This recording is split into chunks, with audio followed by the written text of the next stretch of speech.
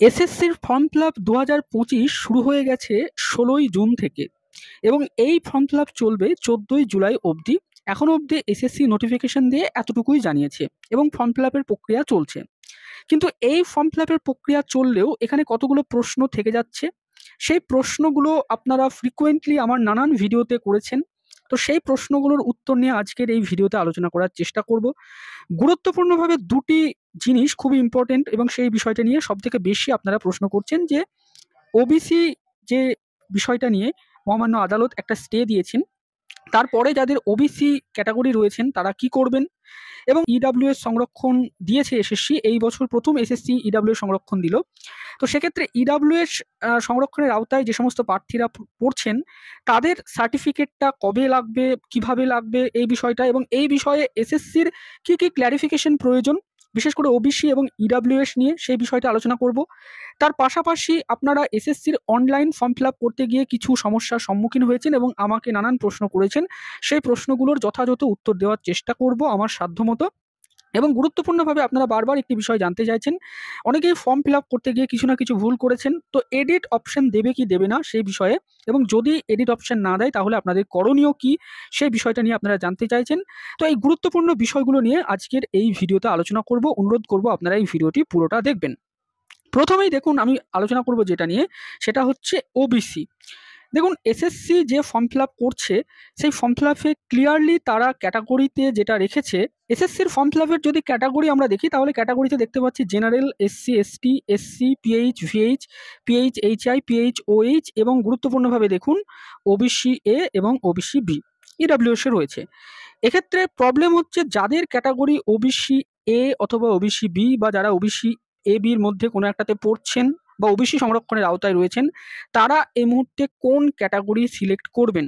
যেহেতু মহামান্য কলকাতা হাইকোর্ট এই মুহূর্তে ওবিসির যে নতুন নোটিফিকেশন রাজ্য সরকার বের করে সংরক্ষণ দিয়েছিলেন সেই বিষয়টার উপরে স্থগিতাদেশ দিয়েছেন। মহামান্য কলকাতা হাইকোর্টের ডিভিশন বেঞ্চের যে অর্ডারটি ছিল সেই অর্ডারটি আমরা যদি দেখি তাহলে পরিষ্কার তার 18 নম্বর পয়েন্টে বলা হয়েছে, for the reasons as discussed above, the operation of the notification number এত dated 8th May 2025, notification number এত অ্যান্ড নোটিফিকেশন নাম্বার এত dated 27th May 2025, notification number এত অ্যান্ড নোটিফিকেশন নাম্বার এত যার ডেট দেওয়া হয়েছে 3rd June 2025 and notification number এত বলে dated 13th June 2025, and all other consequential steps taken shall remain stayed till the end of July 2025 or until further orders whichever is earlier।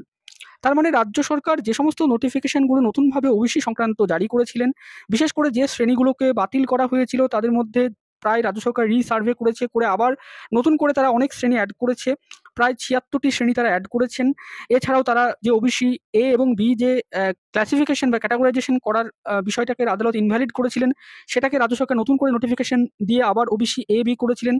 অনেক শ্রেণী যারা পূর্বে ওবিসি এ ছিলেন, নতুন করে রাজ্য সরকারের এই নোটিফিকেশনের ফলে তারা ওবিসি বি হয়েছেন, আবার অনেকেই ওবিসি বি ছিলেন এ হয়েছেন, অনেক নতুন শ্রেণী অ্যাড হয়েছে, বা পূর্বের যে শ্রেণীগুলো বাতিল হয়েছিল সেই শ্রেণীও নতুন করে অ্যাড হয়েছেন। তো এক্ষেত্রে ওবিসির এই পুরো বিষয়টা যেটা আদালত স্টে দিয়েছেন, এই যে নোটিফিকেশনগুলোর অপারেশনাল যে এবং consequential steps shall taken remain stayed, অর্থাৎ তার অপারেশনাল পোর্শনটার যে স্টেপের ওপরে যে স্টে দেওয়া হয়েছে, তার ফলে এই নোটিফিকেশনগুলো তো এই মুহূর্তে আর কার্যকরী থাকছে না, তো সেটা তো স্থগিতাদেশ থাকছে। তো তার ফলে একটা ক্যান্ডিডেট যিনি ওবিসি ক্যাটাগরির আওতায় থাকছেন, তো তিনি কি করবেন, তার প্রশ্নটা কিন্তু সঙ্গত, কিন্তু তাকে আমরা কোনো উত্তর দিতে পারছি না, তার কারণ অথরিটি এই নিয়ে কোনো ক্ল্যারিফিকেশন দেয়নি। Authority as it is form fill up করে যাচ্ছে। ক্ষেত্রে আমাদের প্রশ্ন, যারা ওবিসিতে রয়েছেন তারা কি করবেন, তাদের করণীয়টা কি, সেই নিয়ে কিন্তু এসএসসির আমাদের মনে হয় যে একটা ক্ল্যারিফিকেশন দেওয়া উচিত। যাই করুক না কেন, তারা যদি ওবিসি এ বিতেই ফর্ম ফিল আপ করাতে স্বাচ্ছন্দ্য বোধ করে এসএসসি, সেটাও তারা ক্ল্যারিফিকেশন দিয়ে প্রার্থীদেরকে জানাক, তার কারণ প্রার্থীরা কি করবেন তারা ভেবে পাচ্ছেন না। এই যে এসএসসি পরীক্ষাটা হচ্ছে এই নিয়ে একের পর এক বিভিন্ন বিষয় নিয়ে মামলা হয়েছে, তো তার ফলে প্রত্যেকেই চিন্তিত, দুশ্চিন্তায় ভুগছেন, হতাশায় রয়েছেন যে তারা কি করবেন, তারা কি জেনারেল হিসাবে, অনেকেই এমনটাও মনে মনে ভাবছেন যে তারা কি জেনারেল হিসাবেই করে ফেলবেন না কি করবেন তারা। তো সেই বিষয়ে ক্ল্যারিফিকেশন এসএসসি দ্রুত প্রয়োজন। আমার মনে হয় যারা ওবিসি ক্যাটাগরিতে রয়েছেন তাদের অবশ্যই ইতিমধ্যেই এসএসসির অফিসের সাথে যোগাযোগ করা উচিত এবং এই বিষয় নিয়ে একটা ক্ল্যারিফিকেশন চাওয়া উচিত অফিসিয়ালভাবে যে তারা কি করবেন, তারা ফর্মটা কিভাবে ফিল আপ করবেন? এসএসসি যেভাবে বলেছে সেভাবেই ফিল আপ করবেন? তার ফলে ভবিষ্যতে যদি কোনো লিটিগেশন তৈরি হয় তার রেসপন্সিবিলিটি এসএসসি নেবে তো? তো এই বিষয়গুলো নিয়ে একটা ক্লারিফিকেশন আমার মনে হয় চাওয়া উচিত। আদারওয়াইজ এটা নিয়ে কিন্তু মানে অনলাইনে বা বিভিন্ন জায়গায় নানানজন নানান মতামত দিচ্ছেন, কিন্তু অথরিটি যারা ফর্ম ফিল আপ করাচ্ছেন তাদের স্ট্যান্ডটা জানা উচিত এবং অফিসিয়ালভাবে তাদের বিষয়টা ডিক্লেয়ার করে দেওয়া উচিত। এমন নয় যে এখন হয়তো কোনো ক্যান্ডিডেট এই ওবিসি এ, ওবিসি বি ভাবে ফর্ম ফিল আপ করলেন, পরবর্তীতে তার যদি কোনো কিছু সমস্যা হয় তার দায় অথরিটি নেবে না, বিষয়টা কিন্তু তা একদমই না হওয়া উচিত এমনটা। এই বিষয়টা নিয়ে ক্লারিফিকেশন করা উচিত অথরিটির। তো এইটা গেল একটা বিষয়। আরেকটা বিষয় যেটা গুরুত্বপূর্ণ সেটা হচ্ছে ইডব্লিউএস ক্যাটাগরির সার্টিফিকেট। এবার ইডব্লিউএস এই বিষয়টা নিয়ে অনেকের মধ্যে নানান মিসকনসেপ্ট রয়েছেন। বিশেষ করে অনলাইনে ইডব্লিউএস নিয়ে যারা বলেন, সবাই তথ্য যে ভুল বলেন তা নয়, কিন্তু প্রত্যেকেই একটা বিষয় বলেন যে ইডব্লিউএস সার্টিফিকেটটা এই করলে হয়ে যাবে, এবং বিষয়টা এমন হয় যে অনেক প্রার্থী ভাবেন যে ইডব্লিউএস সার্টিফিকেটটা হয়তো অনলাইনে ফর্ম ফিল আপ করলাম, ব্লকে গিয়ে বা মিউনিসিপ্যালিটিতে গিয়ে বা এসডি অফিসে গিয়ে ফর্ম জমা দিলাম এবং আমার অ্যাপ্লিকেশন সাকসেসফুল হলো এবং আমাকে সার্টিফিকেট দিয়ে দিল। বিষয়টা কিন্তু এত সহজ নয়। বিষয়টা অত্যন্ত একটা লেন্দি প্রক্রিয়া। যারা ইডব্লিউএস সার্টিফিকেট পূর্বে বার করেছেন তারা জানবেন এবং তারা আমার এই ভিডিওর নিচে কমেন্ট করবেন যে সত্যিই বিষয়টা কতটা, মানে এমন নয় যে কতটা সহজ বিষয়। বিষয়টা প্রচুর ডকুমেন্টস প্রয়োজন, প্রপারভাবে ভেরিফিকেশন হয় এখানে, এবং সার্টিফিকেটটা এমন নয় যে একদম আপনি গেলেন আর সঙ্গে সঙ্গে সার্টিফিকেট পেলেন। তার একটা নির্দিষ্ট প্রক্রিয়া রয়েছে, নির্দিষ্ট ফরম্যাট রয়েছে, নির্দিষ্ট ডকুমেন্ট রয়েছে, নির্দিষ্ট ক্রাইটেরিয়া রয়েছে। তো সমস্ত কিছু মিট আপ করার পর ভেরিফিকেশন হবে, ইনকোয়ারি হবে, তারপরে কিন্তু এই সার্টিফিকেটটা ইস্যু করা হয় এবং সেই জন্য একটা নির্দিষ্ট সময়েরও প্রয়োজন। তো সব কিছু বিষয়টা নিয়ে ইডব্লিউএস সার্টিফিকেটের যেটা রয়েছে, যে ইডব্লিউএস সার্টিফিকেট নিয়ে কিন্তু অথরিটি কোনো কিছু ক্ল্যারিফিকেশন দেয়নি। কেন আমি এই ক্ল্যারিফিকেশনের বিষয়টা বলছি, আমি যদি অথরিটির নোটিফিকেশনটা দেখি তাহলে আপনারা বুঝতে পারবেন। অথরিটি এই জায়গাটায় যে তারা বিজ্ঞপ্তি দিয়েছে, বিজ্ঞপ্তি দেওয়ার এই যে অংশটাতে নোট বলে তারা এখানে একটা গুরুত্বপূর্ণ কথা বলেছে যে এডুকেশনাল কোয়ালিফিকেশন তারা প্রথমে বলেছে যে যেটা লাগবে সেটা হচ্ছে on or before the last date of receiving online application educational qualification লাগবে। সিমিলারলি তারা বলেছে for consideration of belonging to reserved categories the certificates issued by the competent authorities of only the government of West Bengal on or before the last date of receiving online application shall be treated as valid documents। তার মানে যারা reserved ক্যাটাগরিতে belong করছেন তাদের যে certificate সেটা অবশ্যই government of West Bengal দ্বারা ইস্যু হতে হবে, এবং সার্টিফিকেটের ইস্যু ডেটটা হতে হবে on or before the last date of receiving online applications. এই জায়গায় যারা ইডব্লিউএস সার্টিফিকেটে বিলং করছেন তাদের ক্ষেত্রে হচ্ছে সমস্যা। কেন সমস্যা? তার কারণ ইডব্লিউএস এর সার্টিফিকেটের ক্ষেত্রে কিন্তু মূলত ইস্যু ডেটটা ম্যাটার করে না, তাদের ম্যাটার করে ফাইন্যান্সিয়াল ইয়ারটা। কেন আমি এটা বলছি? আপনাদেরকে আমি একটা সার্টিফিকেট দেখিয়ে প্রপারভাবে একদম অফিসিয়াল ওয়েবসাইট থেকে জিনিসটা দেখাচ্ছি, এবং বিভিন্ন রিক্রুটমেন্টের ক্ষেত্রে কি হয় সেটাও আপনাদেরকে আমি বলছি। দেখুন, এটা একটা ইডব্লিউএস সার্টিফিকেটের ফরম্যাট। এই ইডব্লিউএস সার্টিফিকেটটা দেখুন, তার সার্টিফিকেট নম্বর একটা রয়েছে, তার ডেট রয়েছে, যে ডেটে এই সার্টিফিকেটটা ইস্যু হয়েছে। কিন্তু এই ডেটে সার্টিফিকেটটা ইস্যু হলেও সার্টিফিকেটের যে ভ্যালিড ইয়ার সেটা দেখুন, তার ফাইন্যান্সিয়াল ইয়ার লেখা রয়েছে 2024-25। কোন ডকুমেন্টের ভিত্তিতে? না, ফাইন্যান্সিয়াল ইয়ার 2023-24 তার যে ফাইন্যান্সিয়াল ইয়ারের যে ইনকাম তার ভিত্তিতে, এবং তার যে অ্যাসেট রয়েছে, তার যে আদার্স ক্রাইটেরিয়াগুলো রয়েছে তার ভিত্তিতে তার এই সার্টিফিকেটটা ভ্যালিড হচ্ছে 2024-25 ফাইন্যান্সিয়াল ইয়ারে, মানে আগের ফাইন্যান্সিয়াল ইয়ারে। তো এক্ষেত্রে ইস্যু ডেটটা কোনো ম্যাটার করছে না। কেন? সেটা আমি আপনাদেরকে এবার ওয়েবসাইট থেকে দেখাচ্ছি। আমরা যদি গভর্নমেন্ট অফ ওয়েস্ট বেঙ্গলের ব্যাকওয়ার্ড ক্লাসেস ওয়েলফেয়ার ডিপার্টমেন্টের যদি ওয়েবসাইটে আসি এবং সেখানে যদি আমরা ইডব্লিউএস সার্টিফিকেটের নম্বর দিয়ে যদি সার্চ করি, যে সার্টিফিকেটটা একটু আগে আপনাদেরকে দেখালাম, দেখুন সেই সার্টিফিকেটের নম্বর একটা রয়েছে, তার অ্যাপ্লিকেশন আইডি রয়েছে, যার ইস্যু ডেটটা রয়েছে দেখুন 2024-12-23-এ। তার মানে যার ইস্যু ডেট একটা রয়েছে, প্রার্থীর নাম অথবা বাবার নাম রয়েছে, প্রার্থীর অ্যাড্রেস রয়েছে, তার কাস্ট কি রয়েছে, তারপরে এই জায়গাটা দেখুন সব থেকে গুরুত্বপূর্ণ। দেখুন, ইস্যু ডেট একটা রয়েছে কিন্তু সার্টিফিকেটটা ভ্যালিড তার স্ট্যাটাসে দেখাচ্ছে কি? ভ্যালিড দেখাচ্ছে ফ্রম কত? না তো এপ্রিল মাসের 1 তারিখ 2024 থেকে মার্চ মাসের 31 তারিখ 2025 অবধি, অর্থাৎ একটা ফাইন্যান্সিয়াল ইয়ার পুরোটাই হচ্ছে তার সার্টিফিকেটটা ভ্যালিড। এটা কিন্তু দেখাচ্ছে ওয়েবসাইটে দেখুন। তাহলে এই সার্টিফিকেটটার ইস্যু ডেট যা, তার সাথে কিন্তু এর যে ভ্যালিডেশন ডেট সেটা কিন্তু ম্যাচ করছে না। ভ্যালিডেশন ডেটটা আমরা দেখতে পাচ্ছি পুরো ফাইন্যান্সিয়াল ইয়ারকেই কিন্তু ইডব্লিউএস সার্টিফিকেটের ভ্যালিডেশন ডেট হিসাবে ধরা হয়। এটা কেন হয়? দেখুন, ইডব্লিউএস সার্টিফিকেটটা একটা ফাইন্যান্সিয়াল ইয়ার অবধি ভ্যালিড হয়, এবং এই সার্টিফিকেটটা আপনার যে ফাইন্যান্সিয়াল ইয়ার এন্ড হচ্ছে 31 মার্চে, তার পরবর্তীতে আবার এই সার্টিফিকেটটা ইনভ্যালিড হয়ে যায়। আবার আপনাকে নতুন করে ইডাব্লিউএস সার্টিফিকেট অ্যাপ্লাই করতে হয় এবং এর কোনো রিনিউয়াল প্রসেস নেই। এবং আপনি আগেরবারে ইডাব্লিউএস সার্টিফিকেট পেয়েছিলেন মানে এইবারে ইডাব্লিউএস সার্টিফিকেট আপনার ডকুমেন্ট ভেরিফিকেশন বা যাবতীয় কিছু খুব দ্রুত হবে এমন নয়। আপনাকে আবার সেম প্রসেসের মধ্যে দিয়ে আসতে হবে এবং এই সার্টিফিকেটটা বানাতেও আপনার কিছুটা সময় লাগবে। ইন দ্য মিন টাইম যদি দেখা যায় আপনার সার্টিফিকেটটা পেতে অনেকটা দেরি হয়ে গেল, তাহলে কি আপনি আগের বিষয়গুলোতে অ্যাপ্লাই করতে পারবেন না? এইটার যে জটিলতা সেটা এড়াতে মূলত এই সার্টিফিকেটটাকে পুরো ফাইন্যান্সিয়াল ইয়ার অবধি ধরা হয়। এখন এসএসসি কিন্তু এই বিষয়ে কোনো ক্ল্যারিফিকেশন দেয়নি ইডাব্লিউএস এর ব্যাপারে। রাদার তারা একটা রিজার্ভেশন ক্যাটাগরি নিয়ে তারা পুরোটাই বলেছে যে রিজার্ভড ক্যাটাগরির যে সার্টিফিকেট সেটা প্রয়োজন একদম ফর্ম ফিল আপের যেদিনকে লাস্ট ডেট তার আগে সার্টিফিকেটটা ইস্যু হতে হবে। তাহলে সেটা ইডাব্লিউএস ক্যাটাগরির ক্ষেত্রেও এটাই হচ্ছে। কিন্তু আমাদের মনে হয় এই ইডাব্লিউএস ক্যাটাগরি নিয়ে এই যে অথরিটির যে ব্যাখ্যা সেটা কিন্তু একটা ক্ল্যারিফিকেশন দেওয়া প্রয়োজন যে ইডাব্লিউএস এর ক্ষেত্রে কি তারা ফাইন্যান্সিয়াল ইয়ার ধরবে নাকি তারা ইস্যু ডেট ধরবে। এটা গুরুত্বপূর্ণ। তার কারণ অনেক ইডাব্লিউএস ক্যাটাগরির প্রার্থীরা রয়েছেন যারা এই যে রিসেন্ট ফাইন্যান্সিয়াল ইয়ার 2025-26 যে ফাইন্যান্সিয়াল ইয়ারের সার্টিফিকেট তাদের প্রয়োজন এসএসসিতে অ্যাপ্লাই করার জন্য, সেই ফাইন্যান্সিয়াল ইয়ারের সার্টিফিকেট তারা অনেকেই অ্যাপ্লাই করেছেন। ম্যাক্সিমাম জন কিন্তু সার্টিফিকেট পাননি। তখন এই সার্টিফিকেটটা খুব দ্রুত পাওয়া যায় না। অনেকেই পেয়েছেন, অনেকেই পাননি। এখন যাদের পাননি যারা, তারা হয়তো ভ্যালিড ইডাব্লিউএস ক্যান্ডিডেট, তাদের হয়তো সমস্ত ক্রাইটেরিয়া রয়েছে কিন্তু সার্টিফিকেটটা পেতে তাদের সময় লাগবে। তো সেক্ষেত্রে তারা কি অ্যাপ্লাই করতে পারবেন? যদি তারা এই ফাইন্যান্সিয়াল ইয়ারের সার্টিফিকেটটা পরবর্তীতে পান তাহলে কি তারা ইডাব্লিউএস ক্যাটাগরি হিসাবে গণ্য হবেন? যদি তারা না সার্টিফিকেট জোগাড় করতে পারেন তাহলে কি তাদের ক্যান্ডিডেচার একদম ক্যান্সেল করে দেওয়া হবে, না তাদেরকে ইউয়ান হিসেবে ট্রিট করা হবে, না তাদের ইডাব্লিউএস সার্টিফিকেটের শুধুমাত্র ইস্যু ডেটটাই দেখা হবে যে যেদিনকে ইস্যু ডেট হয়েছে সেটা কি ফর্ম ফিল আপের আগে না পরে সেইটা দেখা হবে, তো ফর্ম ফিল আপের লাস্ট ডেটের আগে না পরে। তো এই বিষয়টা নিয়ে কিন্তু এসএসসির একটা ক্ল্যারিফিকেশন আমাদের মনে হয় দেওয়া প্রয়োজন এবং যারা ইডাব্লিউএস ক্যাটাগরির মধ্যে বিলং করেন তাদেরও এসএসসির কাছে এই বিষয়টি নিয়ে দ্রুত ক্ল্যারিফিকেশন চাওয়া প্রয়োজন। এক্ষেত্রে আমি সেন্ট্রাল গভর্নমেন্টের ক্ষেত্রে বলতে পারি, এসএসসি সিজিএল এর ক্ষেত্রে বা অন্যান্য পরীক্ষার ক্ষেত্রে, বহু পরীক্ষার ক্ষেত্রে যেটা দেখা হয় বা অন্যান্য রাজ্যের ক্ষেত্রেও ইডাব্লিউএস এর ক্ষেত্রে শুধুমাত্র ফাইন্যান্সিয়াল ইয়ারটাই দেখা হয় যে আপনি যে ফাইন্যান্সিয়াল ইয়ারে অ্যাপ্লাই করবেন সেই ফাইন্যান্সিয়াল ইয়ারের সার্টিফিকেট আপনার কাছে যখন ডকুমেন্ট ভেরিফিকেশন হবে তখন রয়েছে কি নেই।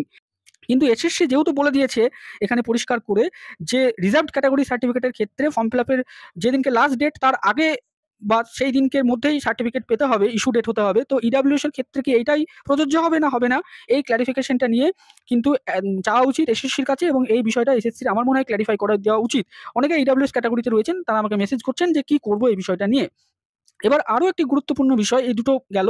এবার এসএসসির অনলাইনে ফর্ম ফিল আপ সংক্রান্ত কিছু প্রশ্নের উত্তর আপনাদেরকে আমি দিই। প্রথম প্রশ্ন আপনারা করেছেন অনেকেই যে একাডেমিক কোয়ালিফিকেশনের ক্ষেত্রে যেটা আপনারা বলছেন আমাকে 9-10 এর ক্ষেত্রে যে 50% মার্কস আপনাদের লাগবে গ্র্যাজুয়েশনে অর পিজিতে থাকলেও হবে 50% মার্কস। এবার 60% মার্কস যদি থাকে বা তার বেশি যদি থাকে গ্র্যাজুয়েশনে অথবা পিজিতে তাহলে আপনি ফুল স্কোর 10-এ 10 পাবেন 9-10 এর ক্ষেত্রে। তো সেক্ষেত্রে 9-10 এ যাদের গ্র্যাজুয়েশনে হয়তো 50% নম্বর নেই অথবা 60% নম্বর নেই, তারা কি গ্র্যাজুয়েশনের এই যে কলাম সেই কলামে কোনো নম্বর দেবেন না, এরকমটাই প্রশ্ন করছেন। তো সেক্ষেত্রে আমি আপনাদেরকে এসএসসির যে মানে গেজেট নোটিফিকেশন সেটা দেখাচ্ছি। গেজেট নোটিফিকেশনের এই জায়গায় দেখুন পরিষ্কার লেখা রয়েছে যে based on marks of graduation or post graduation in the subject for which applied whichever is higher according to the following formula. তার মানে আপনাকে আপনার যে 9-10 এর ক্ষেত্রে আপনার মার্কসটা দেখা হবে যেটা হায়ার, পোস্ট গ্র্যাজুয়েশন অথবা গ্র্যাজুয়েশনে যেটা হায়ার সেটাই তারা দেখবে। তার মানে এটা নয় যে আপনি গ্র্যাজুয়েশনের নাম্বারটা দেবেনই না, আপনি গ্র্যাজুয়েশনের নাম্বারটা ডেফিনেটলি পুট করবেন, আপনি পোস্ট গ্র্যাজুয়েশনের নম্বরও পুট করবেন, সমস্ত ডিটেলস আপনি দেবেন, যেটা হায়ার সেটা তারা দেখবে। এই যে ব্যাখ্যা সেটা দেখে আমাদের মনে হয়েছে যদি আপনাদের কোনো ক্ল্যারিফিকেশন এর উপরে চাওয়ার থাকে তাহলে আপনারা এসএসসির হেল্পলাইন নম্বরে ফোন করে চাইতে পারেন। তবে আমাদের যেটা ব্যাখ্যা আমরা সেটা আপনাদেরকে দিলাম। ফর্ম ফিল আপের সময় আপনারা ছবি আপলোড করেছেন নিজের কিন্তু সিগনেচার আপলোড করেননি, তাহলে কি হবে?